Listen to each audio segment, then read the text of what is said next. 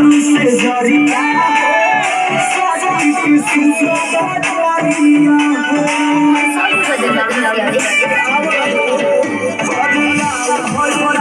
से जरिया साथी की सुसुबात वारिया छुए नहीं दे रुजाई से लाग भइल हानि बा छुए नहीं दे